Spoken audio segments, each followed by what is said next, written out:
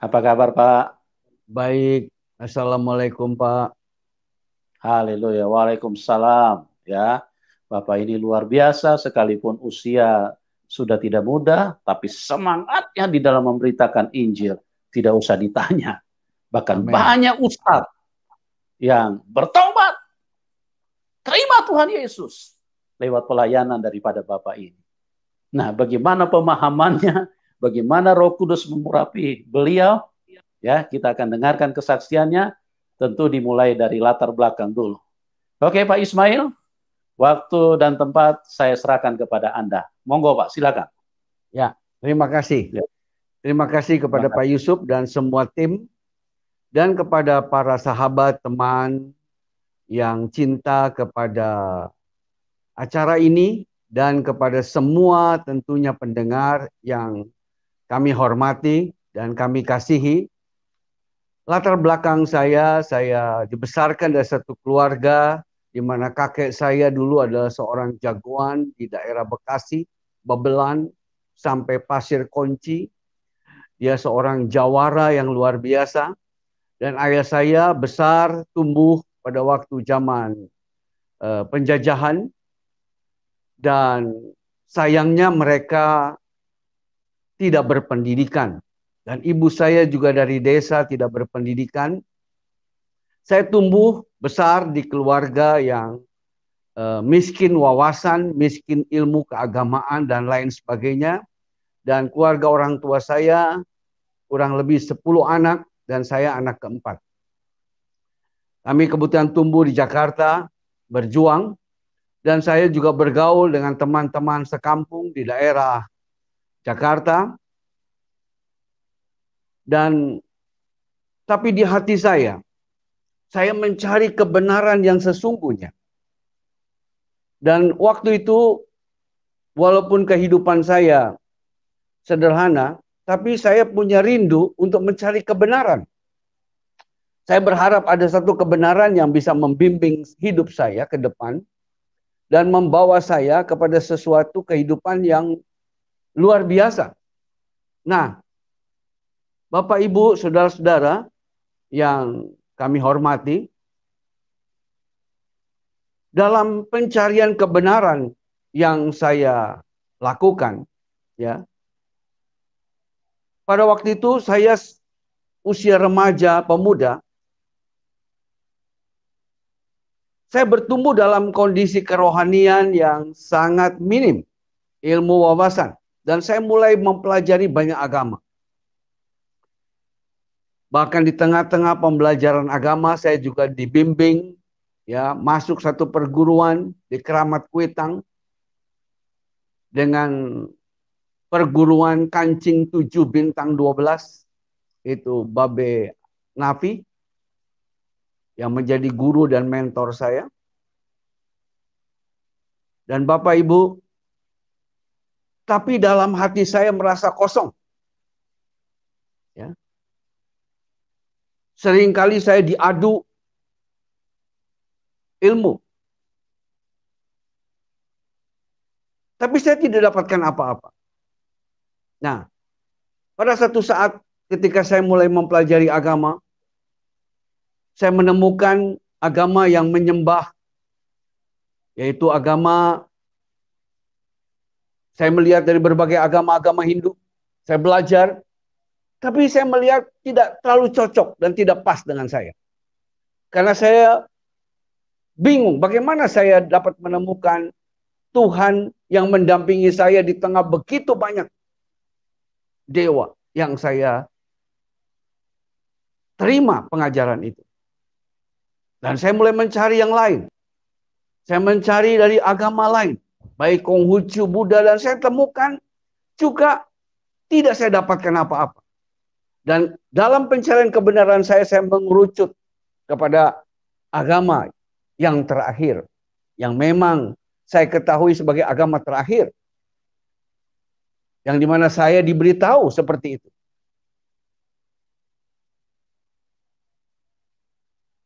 Nah, di dalam pelajaran pendalaman yang saya buat, yang saya lakukan, ya, saya menemukan sesuatu yang mengerucut kepada 3 agama, yaitu agama Yahudi, Nasrani, dan Islam. Mengapa 3 agama ini yang menjadi titik tolak perhatian saya? Karena 3 agama ini menganut pada satu nama, yaitu Ibrahim. Ya, di mana Ibrahim menerima perintah sebagai agama yang lurus, agama yang hanif. Ya. Nah, saya mengerucut pada 3 agama ini. Namun pada saat itu zaman belum ada internet di tengah saya pemuda. Saya kesulitan mencari narasumber. Dan pada akhirnya saya melihat kepada 2, yaitu Nasrani dan Islam. Nah, di dalam saya mempelajari mendalam berbagai hal, hanya perlu saya akui, saya tidak terlalu pandai dalam bahasa Arab. Tapi saya percaya kebenaran itu tidak terbatas dengan bahasa. Karena kalau kebenaran itu dibatasi oleh bahasa, tentu kita tidak semua bisa menemukan kebenaran. Dan saya melihat Tuhan, Allah yang maha besar, Dia adalah Allah yang mengasihi. Nah, di dalam pencarian, saya menemukan satu hal yang menarik di dalam mencari kebenaran. Yaitu ketika saya mempelajari tentang Nabi Ibrahim, ketika Nabi Ibrahim itu menerima janji dari Allah, dia menerima satu tanda, yaitu di mana tanda itu adalah tanda sunat. Ini satu perkara kebenaran yang saya temui. Sehingga saat itu mulai anaknya pun disunat. Ibrahim memiliki 2 anak, yaitu Ismail dan Ishak. Ya. Bahkan dalam konon cerita yang saya baca, Ismail disunat dan juga Ishak disunat. Dan sejak saat itu seluruh keturunan Nabi Ibrahim harus disunat. Bahkan di dalam perjalanan saya mencari kebenaran ini, saya boleh melihat dari 25 nabi, 24 khususnya. Ya. Semua nabi berasal dari bangsa Israel. Dan tiap-tiap nabi ini mengalami zamannya dengan luar biasa, sampai Nabi Isa pun disunat umur 8 hari. Nah, ketika saya menemukan kebenaran ini, saya amat tertarik. Ya. Ini kebenaran pertama yang saya temukan.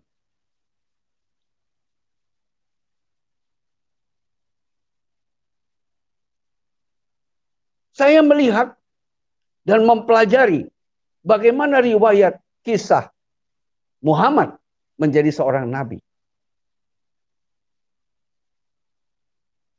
Muhammad dilahirkan pada tahun 521 Masehi, di mana saat ibunya mengandung, ayahnya meninggal. Dan ketika ayah meninggal, dia lahir dan diasuh oleh pamannya. Dan kemudian diasingkan juga 2 tahun. Dan itu menurut tradisi bangsa Quraisy. Pada umur 6 tahun, ibunya meninggal. Dan kemudian mulailah dia tumbuh dalam keremajaannya. Nah, di dalam keremajaannya saya membaca dan mengikuti bagaimana Muhammad bertumbuh. Pada saat umur 25, dia menikah dengan Siti Khadijah.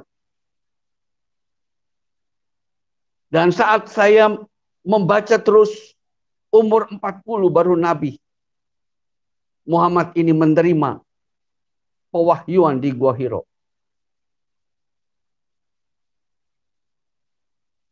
Namun dalam pengamatan saya tidak melihat Nabi Muhammad mengalami sunat. Dan ini cukup menggoncangkan saya. Dan ketika saya selidiki lebih dalam, ya,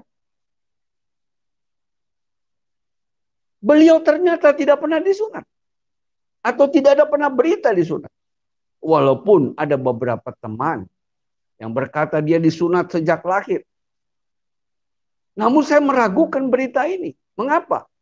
Sebab kalau berita ini betul, tentu itu akan tertulis. Pamannya yang menjadi saksi juga bukan akan mengatakan. Karena itu kesaksian yang luar biasa. Tapi ternyata tidak ada hal ini. Bahkan sampai kepada anak-anak beliau yang lahir dari Siti Khadijah pun tidak pernah terdengar tentang hal sunat. Jadi dengan kata lain, saya bisa melihat bahwa kalau Muhammad ini menjadi penutup pewaris Nabi dari Ibrahim, pertanyaan saya mengapa sunat yang diberlakukan di dalam hukum Israel, hukum bangsa Yahudi, bahkan sampai hari ini, tidak pernah berubah. Tidak dilakukan oleh Muhammad. Berbeda dengan Nabi yang ke-24, yaitu Nabi Isa alaihissalam. Yang pada saat itu saya mempelajari seperti itu. Pertanyaan inilah yang menggolak saya. Yang membuat saya melihat bahwa ada satu hal, yaitu Alkitab, menjadi sorotan saya. Nah, di dalam kebenaran inilah saya menemukan bahwa ternyata di dalam Quran sendiri dijelaskan bagaimana Isa adalah orang yang terkemuka di dunia dan di akhirat.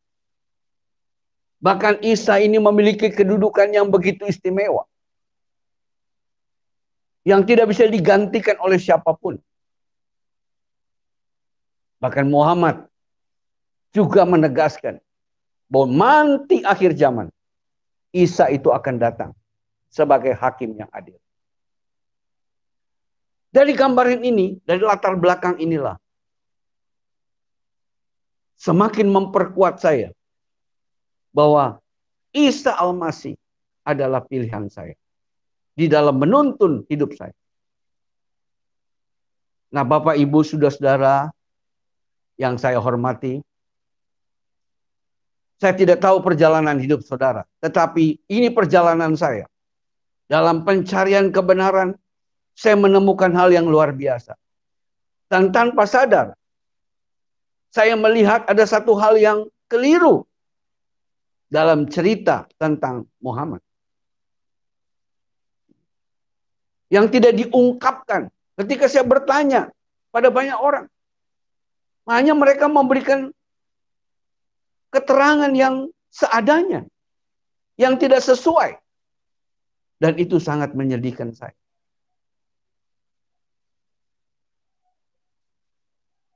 Nah, saudara-saudara, tantangan lain yang saya dapatkan ketika saya mempelajari hal ini. Saya menemukan begitu banyak pertentangan. Kenapa saya katakan ini? Karena Quran sendiri yang menantang ini. Quran sendiri yang mengatakan di dalam An-Nisa 82. Tidakkah engkau memperhatikan Al-Quran? Kalau sekiranya Al-Quran itu bukan dari sisi Allah, tentu mereka mendapat pertentangan yang banyak di dalam. Nah, itulah yang mendorong juga saya untuk mempelajari hal ini. Dari tantangan inilah saya melihat ternyata begitu banyak hal-hal yang tidak diungkapkan oleh banyak para ustadz atau banyak para guru agama, khususnya dalam Islam, di dalam mengupas hal ini.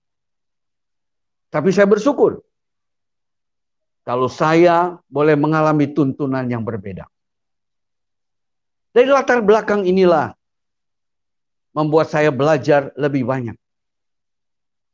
Bapak, Ibu, Saudara-saudara yang saya kasihi, ya, saya boleh melihat bagaimana agama Ibrahim yang lurus itu justru itu dipegang oleh Isa Al-Masih. Dialah pewaris Nabi yang sebenarnya. Dan ini yang mendorong saya membaca Alkitab. Dan saya menemukan transisi bagaimana saya mulai digoyang. Tapi ternyata Allah menuntun saya kepada satu kebenaran yang sejati. Dan saya boleh melihat justru lewat Quran saya diperkuat bahwa Isa adalah kebenaran yang sesungguhnya. Bahkan di dalam Al-Zukruf disebut ayat 61. Ikutlah aku, inilah jalan yang lurus. Dan lewat Isa lah kita mengetahui soal hari-hari kiamat. Maka yakinlah saya bahwa Isa adalah orang yang sungguh diutus oleh Allah. Terlebih di dalam Quran sendiri disaksikan.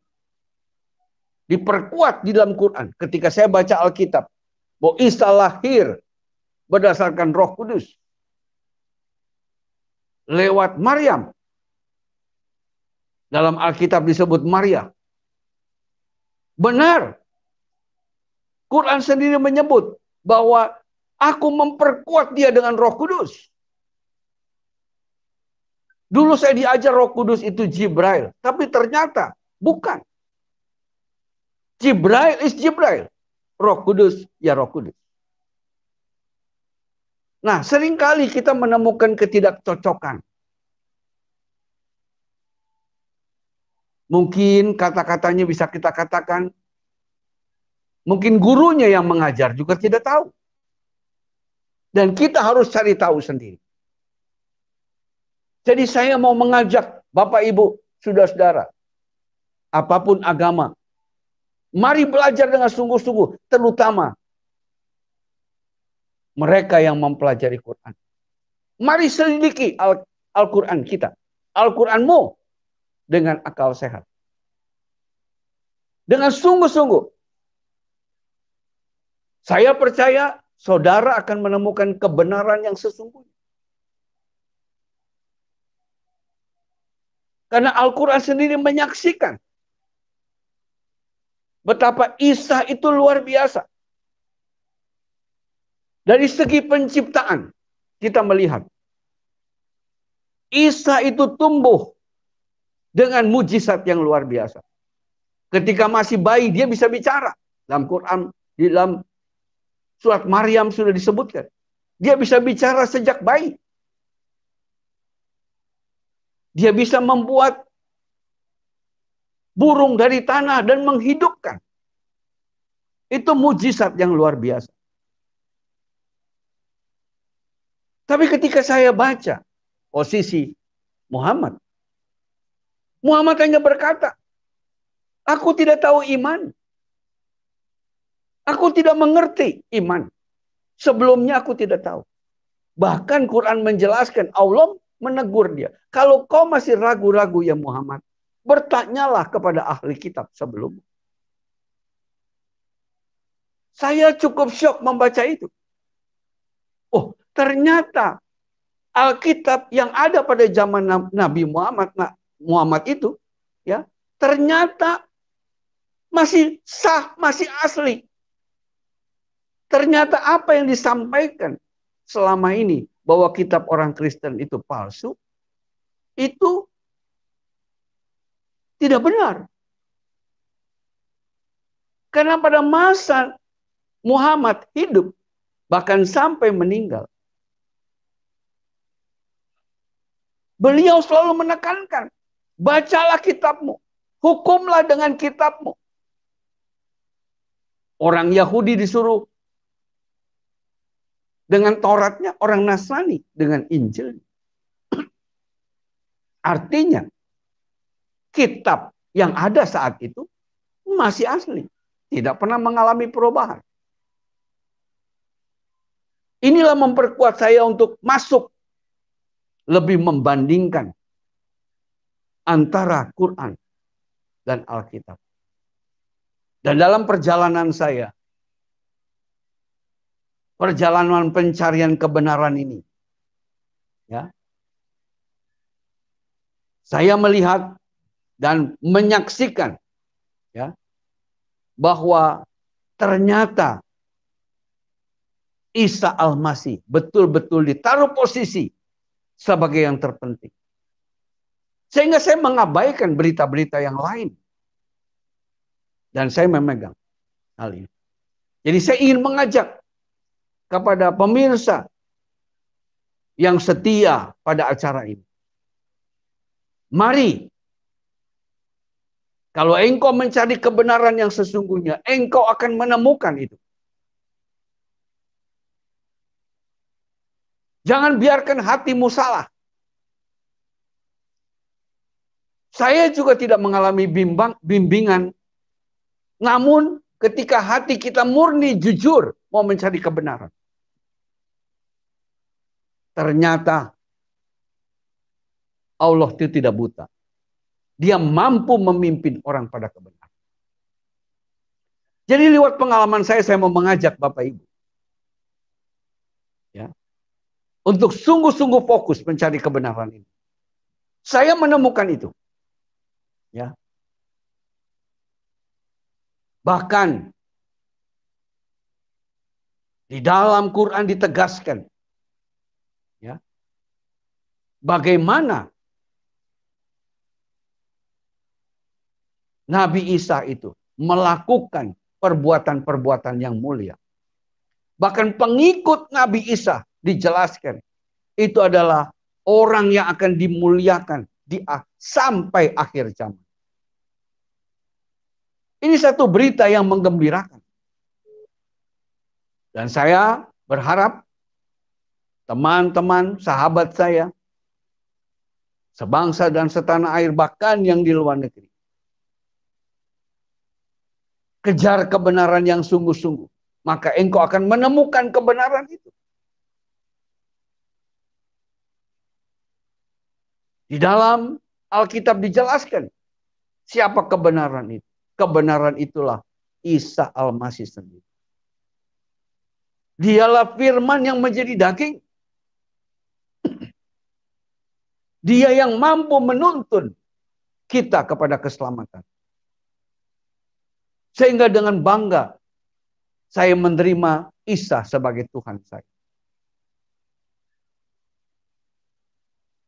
Nah Bapak Ibu, ketika saya berjalan ini, bukan berarti saya gampang. Saya juga mendapat tantangan dari para sahabat saya yang lama. Tantangan saya begitu berat. Memang saya tidak sampai dianiaya secara fisik. Tetapi saya mengalami aniaya secara batin. Kenapa? Kenapa di dalam Alkitab yang saya pelajari setelah saya terima? Ternyata Alkitab mengajarkan bagaimana saya harus mempertanggungjawabkan iman saya dengan sopan, dengan lemah lembut dan penuh hormat. Dan hati saya penuh kasih. Ketika saya menghadapi cemooh orang, saya menghadapi kesinisan, bahkan hal lain, saya harus rela bersabar. Saya harus rela memiliki hati yang penuh pengampunan. Dan itu penganiayaan batin yang luar biasa. Kenapa? Sebab saya dulu orangnya juga berangasan. Seperti saya katakan, saya menganut masuk dalam satu perguruan, dilatih melawan orang dan 1 dan 2, paling sedikit ban hitam. Biasa untuk mengadu fisik. Karena waktu itu dalam kegelapan. Tapi dalam perjalanan, ketika saya menemukan kebenaran lewat Isa Al-Masih, Perintahnya Isa masih jelas. Hendaklah kamu mengasihi musuhmu. Dan rela bahkan kalau pipimu ditampar sebelah kiri, berikan yang sebelah kanan. Waduh, ini sesuatu ajaran yang luar biasa. Yang sangat beda terbalik. Ya.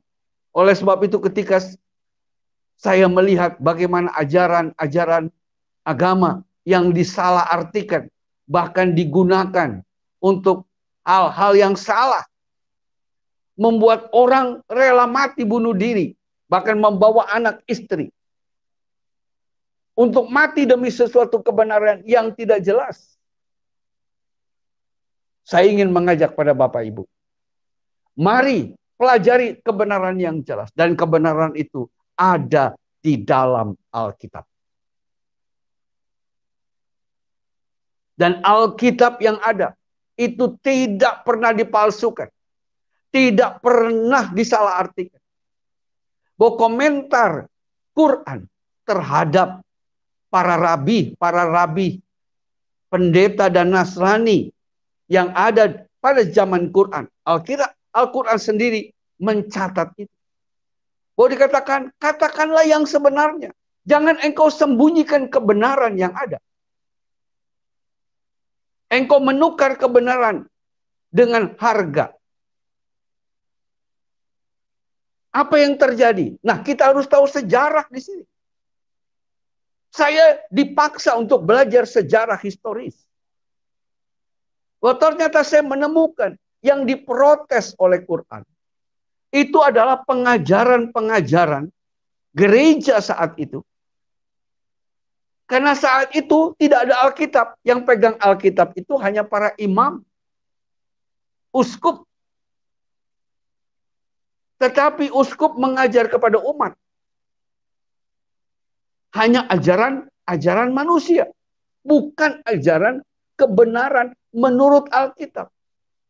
Justru itulah yang ditentang oleh Quran.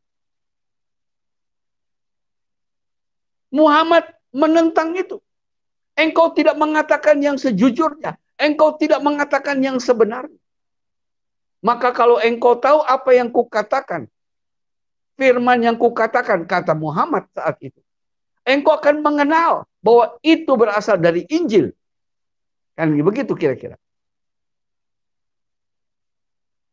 Itulah protes Muhammad kepada orang Nasrani dan orang Yahudi. Nah, orang Yahudi dan Nasrani memang saat itu bertengkar. Sejak Bait Allah dihancurkan, orang Yahudi dicerai-beraikan, kekristenan Nasrani bertumbuh dengan kerajaan Romawinya. Karena kerajaan Romawi akhirnya masuk Nasrani.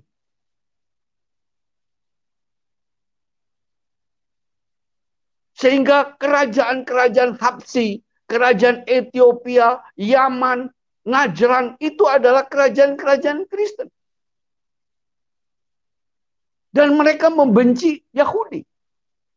Yahudi hanya tinggal di Khaybar dan di beberapa tempat pada waktu zaman Muhammad di Timur Tengah.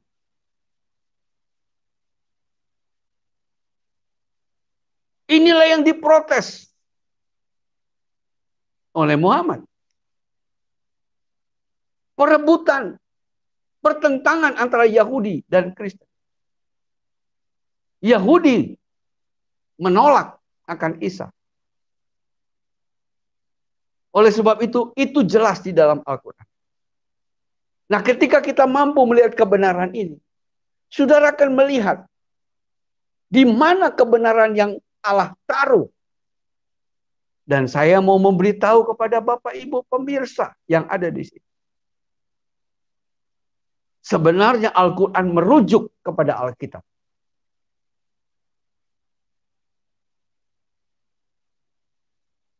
Kebenaran lain yang saya dapat, yaitu ketika Muhammad menerima pewahyuan pertama.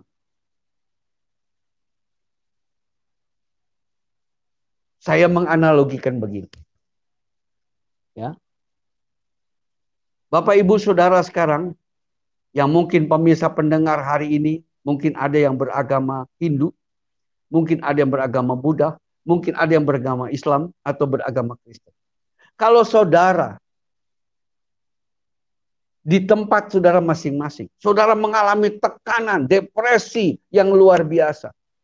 Misalnya kalau saudara seorang Islam, kira-kira saudara mencari kekuatan pertolongan untuk jiwa saudara yang tertekan. Kalau saudara seorang Islam, saudara pergi ke ustadz, atau saudara pergi ke pendeta, atau ke biksu. Saya percaya saudara akan pergi ke ustadz. Kenapa? Sebab itu seiman dengan saudara. Itu sepemahaman dengan saudara. Tidak mungkin saudara cari yang lain. Begitu pula sebaliknya si Kristen. Ketika dia mengalami tekanan, dia tentu cari pendeta atau pastor.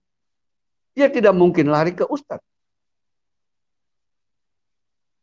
Nah, kita melihat Nabi Muhammad ini ketika Muhammad menerima wahyu di Gua Hiro, dia begitu ketakutan. Bahkan dia memperkirakan dia bertemu dengan sesuatu makhluk yang menyeramkan. Sehingga pulang dengan gemetaran dan Siti Khadijah bertanya. Dia bertanya, "Ya Abul Qasim, kenapa kau? Mengapa kau terjadi begini?" Ya. Saudara perlu tahu, Siti Khadijah memanggil Muhammad itu dengan nama Abul Qasim. Apa yang terjadi? Oh, selimuti aku, selimuti aku. Akhirnya begitu takut. Dan Siti Khadijah berkata, "Sudah, jangan engkau takut. Mari kita pergi ke paman kita.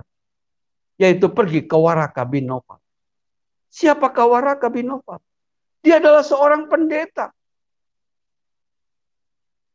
Seorang yang mengerti Injil. Bahkan menerjemahkan Injil dari bahasa Ibrani ke dalam bahasa Arab. Sehingga dapat saya simpulkan.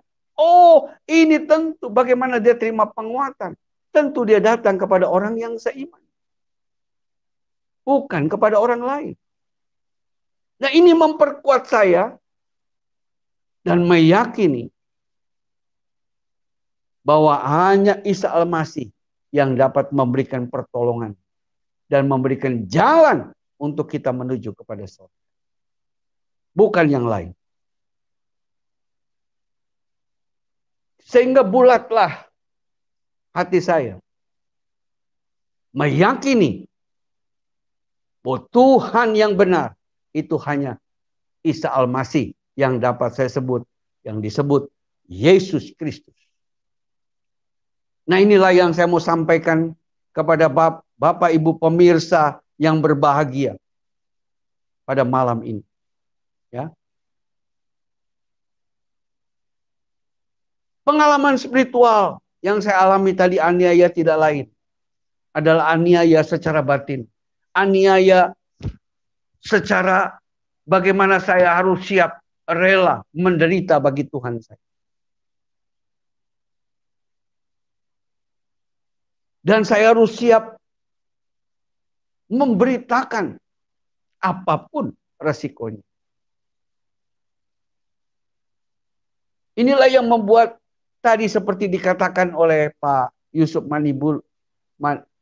Manibulu kalau saya tidak salah, ya. Pak Yusuf mengatakan sampai usia seperti ini saya masih semangat. Mengapa? Karena saya melihat kebenaran yang sesungguhnya yang saya tidak temukan di mana pun. Di keyakinan manapun. Selain di dalam Yesus Kristus. Tuhan itu sendiri. Aniaya lain adalah kita harus melawan rasa takut. Takut tidak punya teman. Takut dimusuhi. Dan takut segala hal. Tapi saya percaya ketika kebenaran dari sang kebenaran itu ada di dalam hati saya. Maka dia menuntun saya untuk mengalami ketenangan dalam jiwa. Melawan kemunafikan.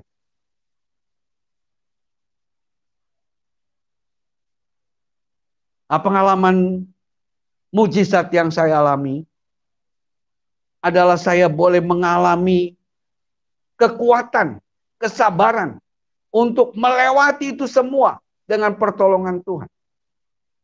Dan saya percaya itu adalah mujizat. Mujizat yang terbesar. Apa mujizat yang terbesar dalam pemahaman saya? Apakah mujizat terbesar kita terima uang 2 triliun? Apakah kita yang tadinya miskin jadi hebat? Atau sakit jadi sembuh? Saya kira bukan. Mujizat yang terbesar adalah engkau menemukan sorga yang benar. Menemukan Tuhan yang benar. Menemukan kitab yang benar. Dan menerima, mengetahui jalan yang benar. Itu jalan yang lurus. Ketika kita dibukakan kesempatan itu mujizat terbesar dan tidak ada nilai. Maukah Bapak Ibu menerima mujizat terbesar? Saya mau mengajak Bapak Ibu, pemirsa yang berbahagia. Mari terima mujizat ini. Karena mujizat ini nilainya kekekalan.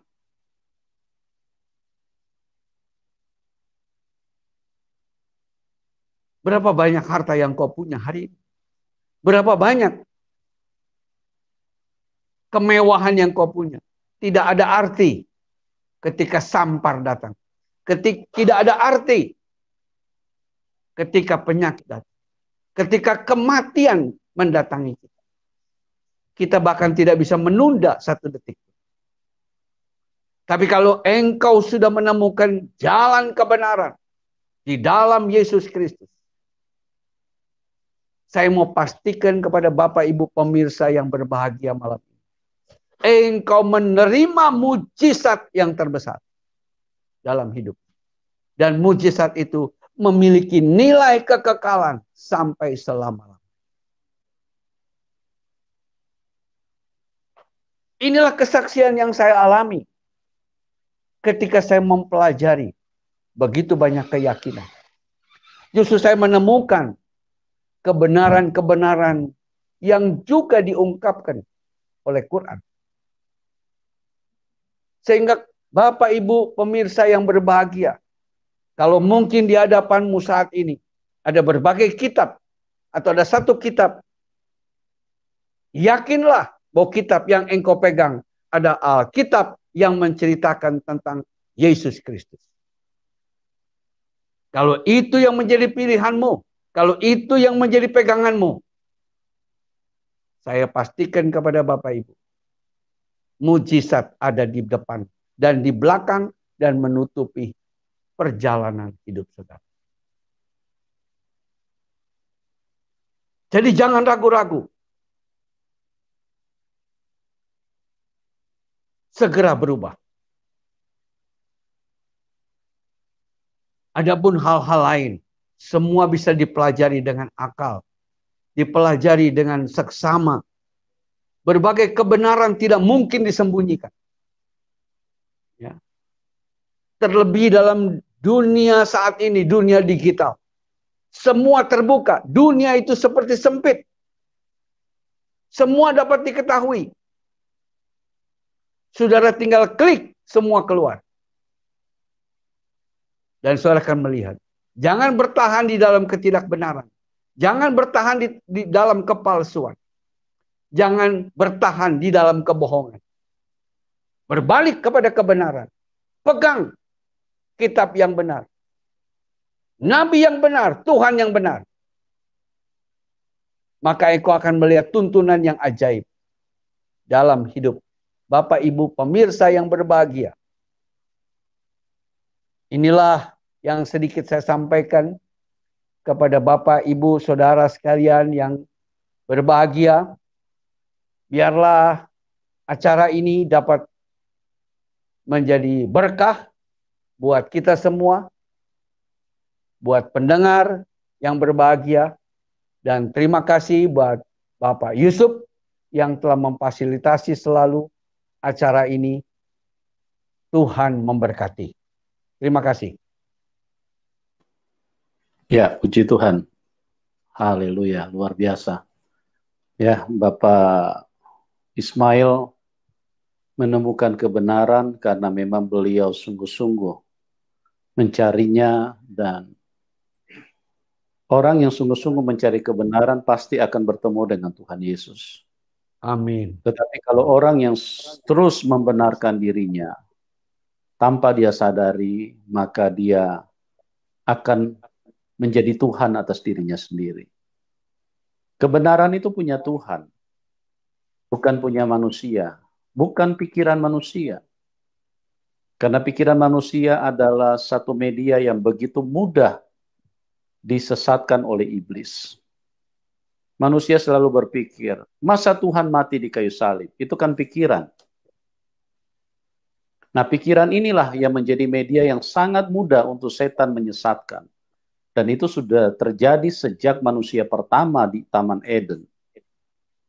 Tuhan berfirman, jangan makan buah itu. Setan berkata, makan saja, jangan dengar Tuhan. Jadi kalau Anda berdasarkan kekuatan pikiranmu, maka Anda akan termakan dengan kesesatan yang ada dari iblis. Tapi kalau Anda mau mencari kebenaran, Anda akan berjumpa dengan Tuhan Yesus Kristus yang adalah sang kebenaran. Tidak ada yang lain. Akulah jalan, kebenaran, dan hidup. Tidak ada seorang pun yang bisa datang kepada Bapa kecuali melalui aku. Tidak ada seorang pun. Tolong tanyakan dirimu, apakah engkau termasuk orang? Kecuali Anda berkata, saya bukan orang. Saya tergolong makhluk yang lain. Nah, itu berarti Anda tidak termasuk.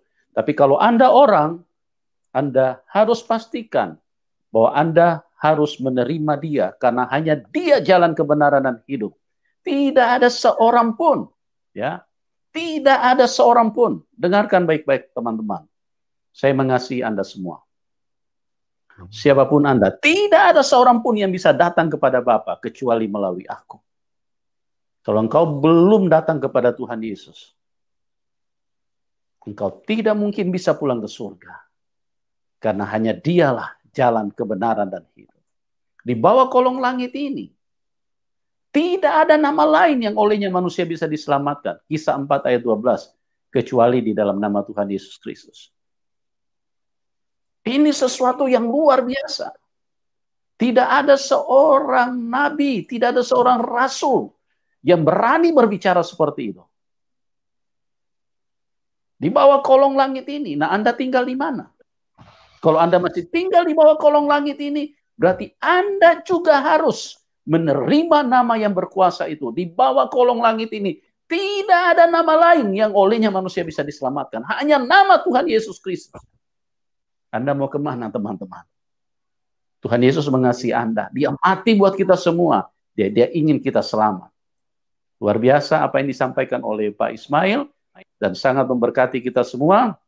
Saya sedikit sampaikan, saya bukan mani bulu, Pak, tapi manu bulu. Ya, mohon maaf. Ya, jadi manu bulu ya, Pak. Oke.